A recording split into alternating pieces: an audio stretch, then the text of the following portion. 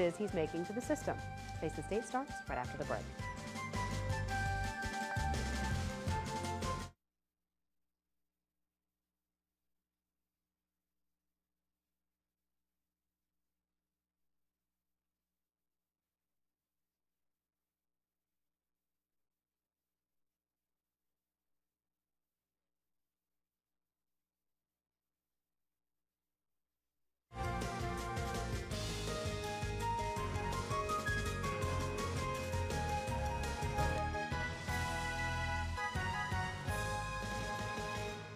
Welcome to Face the State. I'm Ariana Bennett.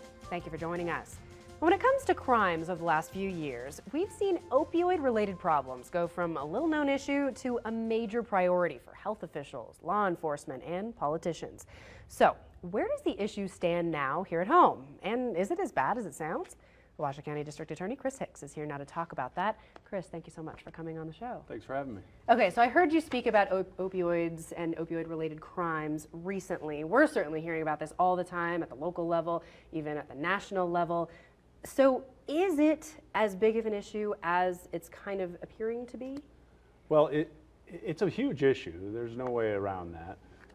And nationally, it's getting a lot of attention. There was actually a report that came from the White House earlier this week. I haven't been able to get through it all. It's very long. But no doubt nationally is it a huge problem.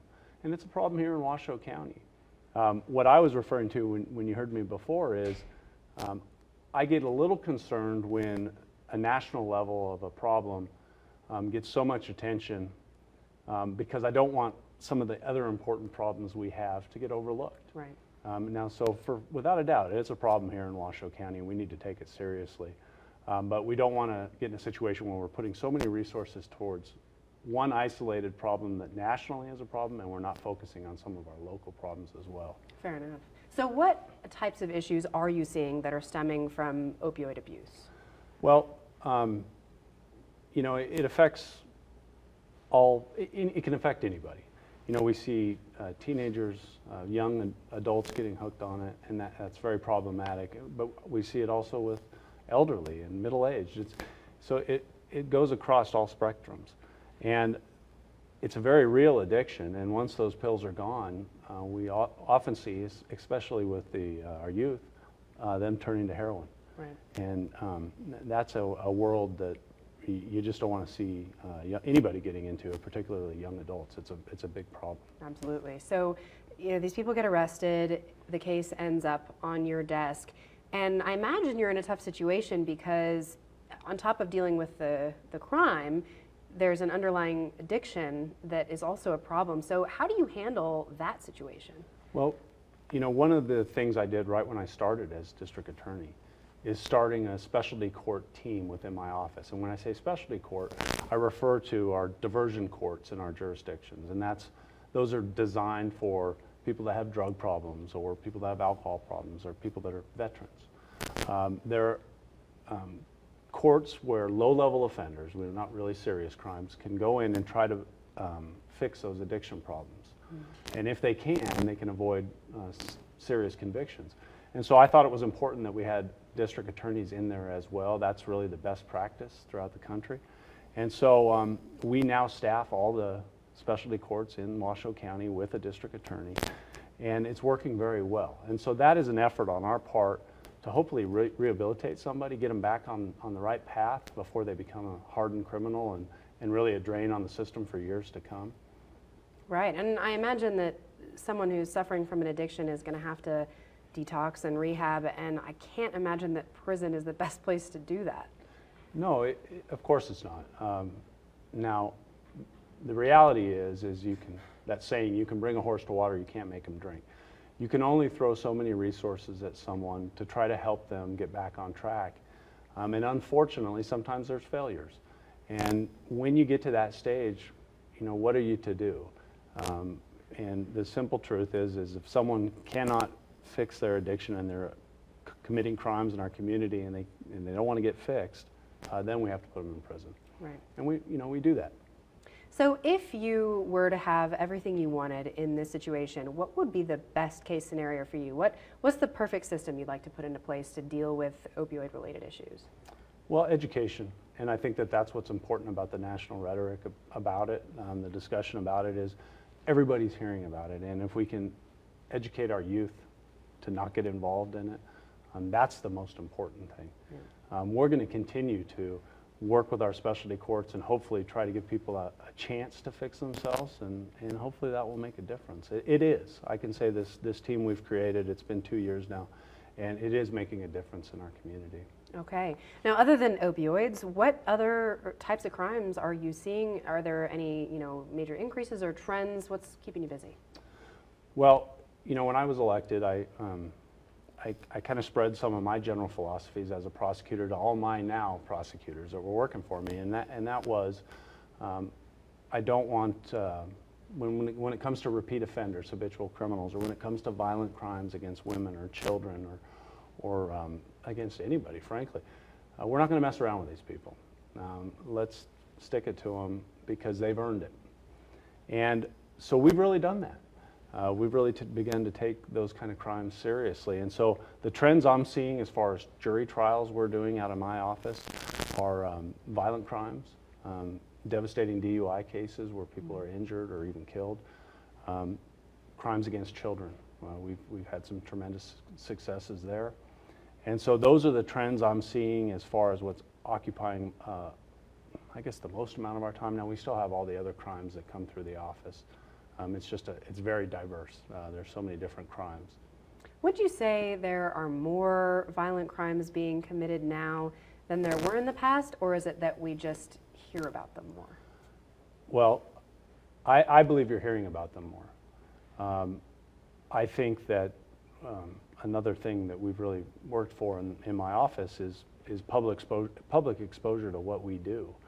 It's very important to me to let the community know what the DA's office does and how well we're doing it, because I'm proud of it. And so we have made it a point to really reach out to the media and let them know about the successes we're having in court with these types of offenders. And so people might be hearing about it more. That doesn't necessarily mean that the crime rate is up. Now, naturally, we all know our community is growing, and so it's certainly reasonable to expect there's going to be more instances of crime. Right. But no particular trend I could say right now. Now, you mentioned the work you've done with child advocacy, child victims of crimes. I think this is a pretty interesting thing to talk about. You mentioned a while back that before, if a child was victimized, they would have to give multiple interviews. A lot of different people would be involved. They'd be kind of dragged through this traumatic experience multiple times, which is obviously terrible and hard for them to heal in that situation. So tell me what you've done to change that system. Well, and that was a very real problem. And it was very difficult on the children, and it also compromised the value of our cases. And so we weren't getting as tough of sentences as we needed to get against these child sexual predators. And so we started the Child Advocacy Center 3 years ago. And what it is it's a multidisciplinary approach to working with kids that have been victims of sexual abuse or physical abuse. And the facility itself is a friendly environment. It's like walking into a home. And so when that child makes that first disclosure about being sexually abused, there's not multiple interviews that happen. The child is taken to the Child Advocacy Center. And in that facility, we have victim services, we have therapy dogs, we have a medical unit where if the child has to be examined, it's in a child-friendly environment. And then we have a forensic interviewer who does one interview, while multiple disciplines, law enforcement, social services, DA's office, watch from another room. And so the child isn't re-victimized, having to tell the story over and over again. And the ability of all those people working together, we're having incredibly valuable interviews. Mm-hmm. And so the case is stronger from the very beginning, and we've seen tremendous successes like I've never seen before in our prosecutions of child sexual predators. But of equal importance, we're also providing counseling to those child victims right when they disclose, which, as studies show, will greatly improve their futures. And so we're doing that free at no cost. So it's a one-stop shop for this child, for us to wrap our arms around them and try to help them, and then at the same time go after those horrible offenders. And you've seen some success from this already, right? Huge success. In the 3 years since I've been elected, we've sought and received over, let's see, it's 92 life sentences against child sexual predators. And, you know, for someone who doesn't deal in that system like I do, I can tell you that is a huge number. That's like nothing we've ever seen before. And that's because of the value of what we're doing at the Child Advocacy Center. We're working with law enforcement from the ground up. On the other side, as I said, the counseling, you know, statistically, a child victim of those kind of crimes will develop substance abuse problems, may even become abusers themselves, and that might ultimately land in the criminal justice system too. So the importance of that counseling is to help keep them on the right path as well, which will also benefit our society in the long run. And so every day there's very special things happening there. And we are truly, I believe, eradicating a good portion of child sexual abusers in this community, and that's, who couldn't agree with that? Boy, almost 100. I mean, honestly, when we're talking just Washoe County here, it's hard to hear that number as a citizen and be like, wow, that's so many child sexual abusers. I mean, I guess it's 100 fewer on the streets, but I mean, it's a lot more than you'd expect to just be walking among us. Yeah, you know, it is troubling. You don't want to hear about it, but it's very positive that we are now able to successfully prosecute those individuals and not give them a second chance to do that. Okay. What about gang activity? I know you had a recent big case with the MS-13 gang. Are you seeing any increase in cases involving gangs? There have been some, recently there have been some homicides that are gang related. So that, I can't say that it's a trend. It might just be a cluster of cases that's happening right now. But the gang cases are a problem, and they're troubling. The MS-13 case you mentioned, that was a very difficult case for us to prosecute, and it wasn't so much because we didn't have the evidence, but we had struggles with the gangs themselves actually intimidating our witnesses, even our prosecutors. Our jurors actually had to be transported from a remote location to the courthouse so they weren't being followed. And that type of behavior, is repulsive. You know, we have to protect our victims, we have to protect our witnesses, we have to protect our jurors and our prosecutors. And so it was a great conviction. It sent a very positive message that, look, we're not going to mess around, particularly with notorious gangs like MS-13. Mm-hmm. Yeah, you definitely got your conviction there, and I know he had to be extradited from what, El Salvador or something like that. So there was a lot of agencies involved, and that kind of thing happens, and you're like, in Reno, man, there's just ties to major crime that you don't always see if you're not in the industry or in the business. That's true. We worked with the